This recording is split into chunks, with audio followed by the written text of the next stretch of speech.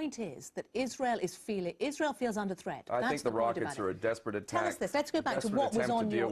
Let's talk about what was on your ship, because Israel says that there was no humanitarian aid on that ship.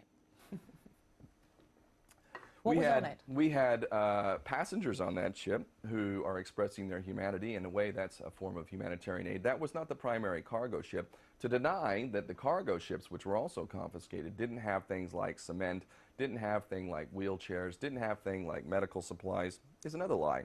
But that's just it. Israel just lies incessantly. So why not? If you wanted to get this human aid through to the people of Gaza, why not do what they said?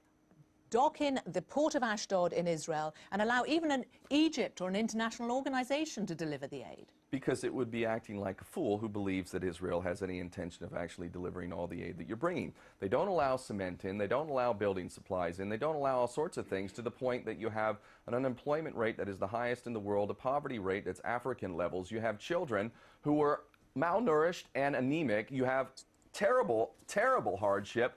Obviously, Israel doesn't want to let all the supplies in there required. So when Israel conducts this inquiry that it is into what happened... It's a farce and a joke, and we all know that. Even though it has David Trimble and Ken Watkin on it, the Canadian and Well, Northern you discredit Ireland. yourself now, David Trimble, don't you? You know? If they asked you, would you give them evidence? Absolutely. I'm giving evidence right now. I have nothing to hide. Would you go back to Israel to give them evidence? I'm seriously considering that.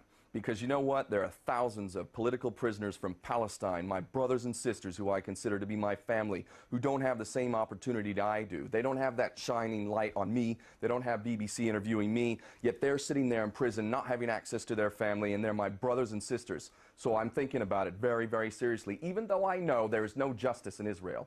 Do you fear for your life? You've talked about the fact that you might be on some I believe in what Malcolm X said. When he was asked, what is the price for freedom? Malcolm said, the price for freedom is death. And if you're not willing to pay that price, then don't use that word in your vocabulary. And did you think you were going to die? Did you think you were going to die when you were on the Mavi Marmara? No, I thought we need to defend this ship. We need to succeed in this mission. We need to end this blockade. That was what was running through my thoughts. You used to be a U.S. Marine. You've moved quite a long way from that. Thank God for that. You burnt your American passport. I renounced my U.S. citizenship formally because I do not agree to the terms of citizenship. I refuse to pay into a tax system that's being used to commit mass murder, war crimes, and crimes against humanity.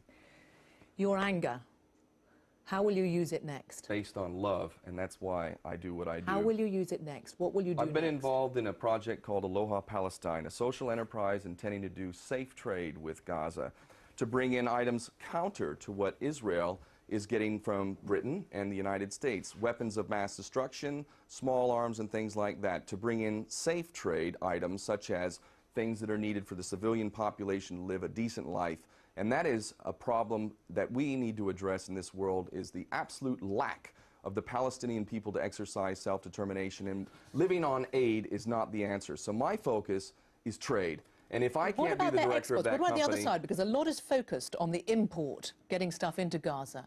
Surely the best thing for the Gazan people would be to allow to export all that they do. Yeah, and they have millions of carnations that they could be exporting, and they feed it to livestock because it's not allowed out. So, is that a security measure from Israel as well? So what do you do next? Is it another trip on a ship in to try to break the naval blockade, which will stay? You know, I have a family. I'm a father. I have a beautiful son, a beautiful wife, and I have some responsibility to them, but I have a greater responsibility to the world that I live in. I don't know that it's possible for me to not be on the next flotilla, and I'd really like to say publicly right now, Hugo Chavez, you need to be on that flotilla. Nelson Mandela, if you can possibly do it, you need to be on that flotilla. Anyone who's serious, who has any real influence in this world, who really cares about justice, you need to be on that flotilla. We will end this blockade, and that's where I intend to be, on that next flotilla. The chances of any of them going on that flotilla presumably were reduced when there was violence. Do you feel in any way responsible on the behalf of those on the ship for the violence that came from it? I feel responsible for defending that ship and the mission, which was intended to protect innocent civilians who are being collectively punished in a policy which would only be considered insane by any thinking, compassionate person. So it was worth it? It was absolutely worth it. We need to do it again. Ken O'Keefe, thank you for coming on Hard Talk. Thank you.